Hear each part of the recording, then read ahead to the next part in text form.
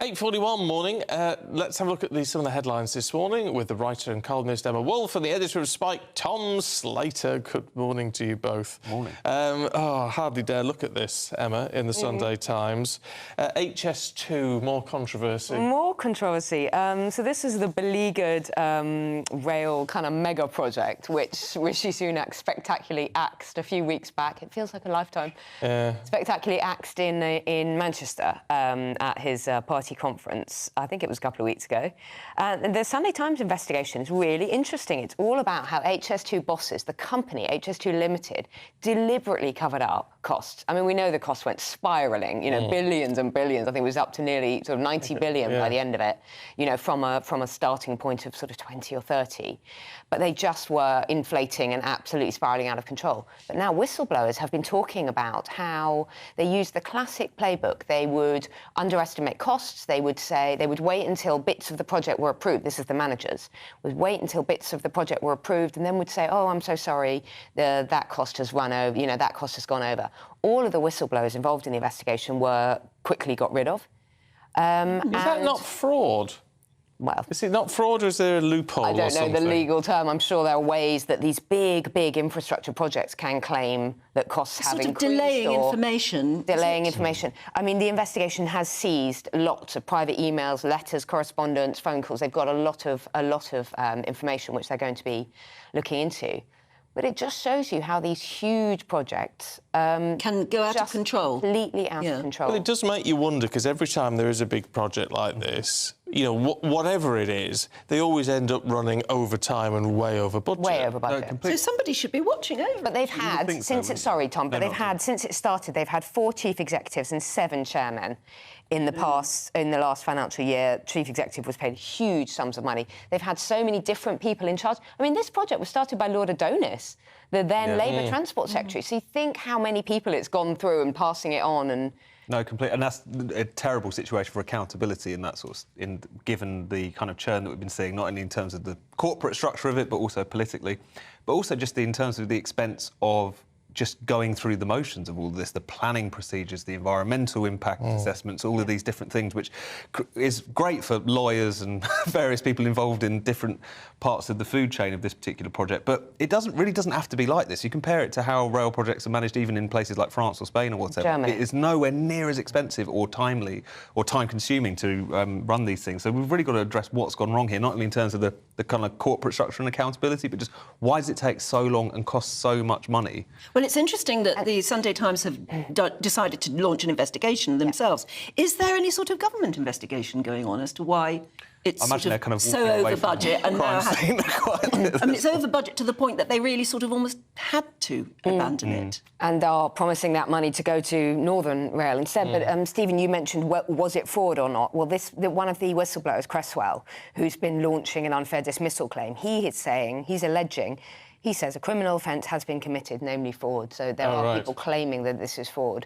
Right. But, Oh, well, we'll have to see if that gets investigated further. It doesn't give you an awful lot of confidence in the future schemes, does it? No, it doesn't. Interesting, Tom, in The Observer, you've picked a story about Tories' despair at the scale of their recent defeats, and it struck me as apt because John has been in touch, who says, "Hi, John. It's amusing to see political commentators and journalists getting all excited by 2 by-election results. Labour didn't increase their vote very much, simply Conservative voters not turning out." But in the current context, that could be enough to do it for them, because he's exactly right as far as... The fascinating thing about this potential landslide that people are talking about in the next election, first of all, it's easy to second-guess these things this far out. Things are very volatile, who knows? But if that does take place, it will be a landslide which is kind of built on apathy, if that makes any sense. Because if you look at the polls, no one is particularly enthusiastic for Keir Starmer. No one really knows what he stands for. What has been decisive is the collapse in the Tory votes and the demoralisation of a lot of people who voted for the Tory party, particularly in the 2019 election. If you think about those kind of working-class voters who really put the Tories over the top in so many constituencies last time around, they're not flooding back to Labour. A very small slice of them are, and the rest of them are tending to go split apart to other parties or go back to not voting, which is really what's taking place. So there is this we could end up in a very fascinating situation where you could easily end up with a 1997 style kind of landslide, but it would be one that was built in large part on the apathy of the other side and how much the Tory party voters kind of collapsed. I don't think it's fair to call it apathy. So many Tory voters don't want to, want to use their vote and don't know where to put it. OK, some will go to Reform, to Reclaim, whatever. Yeah. But a lot of people genuinely can't bring themselves to vote. I know so many Conservative voters who can't bring themselves to vote for Labour, although there isn't that much difference nowadays between the two parties. Or there might be, I think, ultimately. Don't you think? Yeah, I suppose. Lots of economic policies. It just sounds like a lot of the similar things they're saying. But I don't think apathy is fair on people who genuinely don't know where to vote because the Conservative Party they want to vote for is no longer Conservative. I don't blame them for it. I think demoralised is truer. It's an entirely kind of rational response to what's taking place. But what really upsets me about this is the fact that the great thing about Brexit, aside from the result of it, is there was a whole kind of cohort of people who hadn't voted for a very long time or had never voted at all in some instances, who saw within that an opportunity to have their voices heard. And then politics suddenly became about catering to those voters, sort of working class voters who were just banked by the Labour Party and therefore ignored, all of the ideas about you could put a rosette on a donkey and they'd still vote for it. All of those kind of smears and slurs had to go away. These voters had to be taken seriously. Now a lot of those voters feel like they've got nowhere to go other than back to not voting, and that's a very tragic state of affairs. But it's an entirely rational response to a Tory party. Because they don't feel they've been listened to anyway. Squandered it. Because the Tory vote last time round, they were very smart in saying, you've lent us your vote. And now we have to earn it. Exactly. And that definitely hasn't taken place. No, they haven't. Well, everything... But the landscape's changed so fundamentally since Boris Johnson said, you've lent us your vote. Thank you very much. About 18 Prime Ministers ago, it feels. Oh, yes. Don't. Stop it now. Emma, what's this on The Sun on Sunday about Amazon wrapping up? Yeah, I think it's actually quite an important story. You know, the amount of waste on Amazon or other deliveries. We've had a huge surge in the amount of deliveries. Everybody's got parcels waiting with this neighbour and that neighbour, and there's always stuff being delivered. Huge vans. I see more vans delivering parcels than I do the sort of Royal Mail delivering letters. There are no letters, are there? I'm afraid so. But the amount of waste is astonishing. You can order a small toy and you're still unpacking huge, great big cardboard boxes and just so much package waste. Now, Amazon are trying to cut down on this by using a new machine which wraps up the goods. It sort of scans them and measures them, and then it wraps them up in weather-resistant paper. So it's just paper, and it goes round the round the item, and it's sort of sealed up like plastic, but without glue. And then it can be, I hope, it can be cut off by the person at the other end, because getting into your packaging is the other It's quite difficult, isn't nightmare it? thing. But I have noticed a difference. I mean, I'm afraid I do far too much shopping by Amazon. And everything used to be in big cardboard boxes that you had heck's own game trying to get rid of. But now I've noticed, just recently, in the last couple of weeks, everything's arriving in these bags. Paper. The sort of they look cardboard like envelopes. paper bags, yes. No. The actual paper bags. bags. Paper bags, like a strong paper bag. Yeah. Exactly, and I think that's an improvement. And this resistant stuff, which is fully recyclable, would be even better because it sort of shrink wraps. That'd be there's great. just no need for all of the cardboard boxes. it's ridiculous. Literally empty space. That's I bought something the other day and it came in a bag. It was cloths. It was microfiber cloth. I mean, it's for the dog. Exciting. But it came.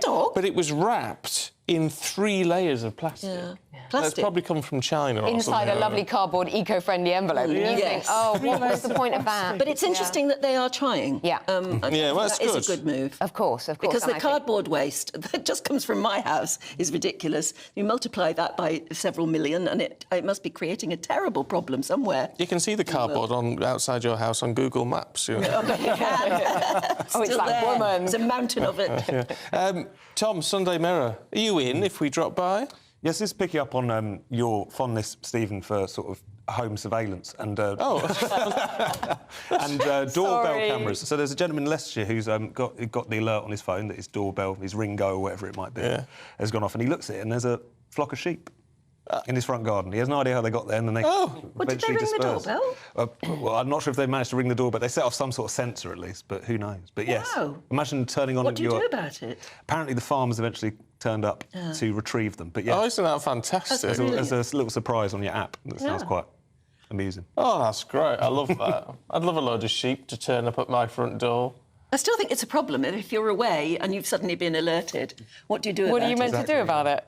Well, it's I all find about the whole thing very odd with people seeing who's at their doorbell and who's walking into Really? the kitchen. I just hate the whole surveillance. The idea of being filmed, which is weird because I love doing TV, but the idea, the idea of being filmed in your own home just makes me feel creepy all over. I locked myself out of my house a couple of years ago, I think now, and I thought, oh, well, at least my next door neighbour would probably be able to let me in because he's got a key.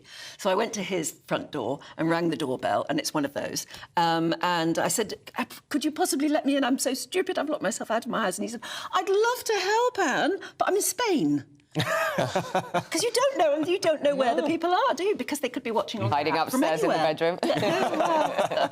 Yeah.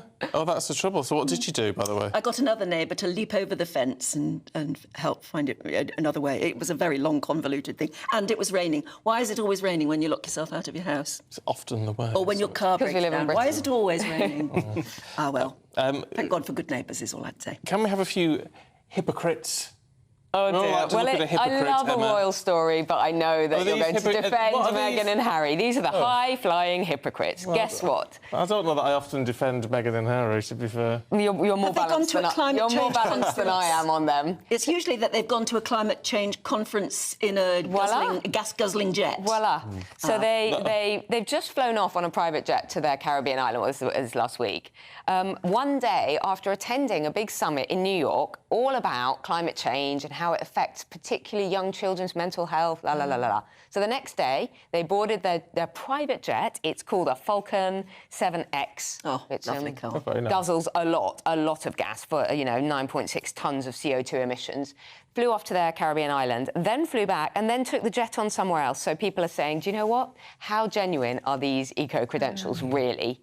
Because we've seen a lot of this private jet stuff arriving at these conferences, as you say, Anne, on a private jet. People arriving at Davos to talk Honestly, about when I climate said change that, on a I thought I private was jet. taking the mickey, but that's actually what they've done. It really is what they've done. And it's fine. If you're going to do that, if you're going to be a celebrity and a billionaire and whatever and travel that way, and you don't care about the planet, fine. But don't lecture other people about it. It's the preaching at us to say, preaching don't go on your holiday to Alicante. annual holiday to Spain, exactly. You would think they would even just think, OK, we're going to this climate conference. That was one that Prince Harry got caught out for. He was giving some sort of beachside speech in his bare foot. He got a private jet there and back, and you think to yourself, there would at least be a level of self-awareness. Think this might not look good. Yes, it doesn't even occur to them. But does not it? at all. Clearly not. No. But again, it's that one rule for them, one rule for everyone else. But, if you think about when we're COP26, I forget the statistics, but the number of private jets that Glasgow Airport was having to ready space for because of that's just how the kind of global super elite roll, even when they're going to lecture everyone else about climate change. I mean, it's I'm not... staggering. Why would you get on a plane with other people? Like, why would you get on a regular plane? It'd be awful. Yeah, well, exactly. And I'm no fan of Greta Thunberg, in a way, because, again, I just don't like being preached at. But at least when she went to the UN, she did actually go there by boat. Yeah. She did, Really like, It does take these long, It was wind-powered, journeys all around the world. You've got to give her credit for that. I just wish she'd stop yelling at me. I don't think it's personal. No, it's probably It's not when personal. a child is telling you that you're destroying the whole planet and you think, OK, there's quite a lot of history here. Can we just sit down and discuss this rationally? Yes, that would be nice. We're not destroying your future. Emma, Tom, good to see you both Thank this you morning. so much. Thank you very much indeed. Should we catch up with the weather now? Here's your weather forecast with Craig.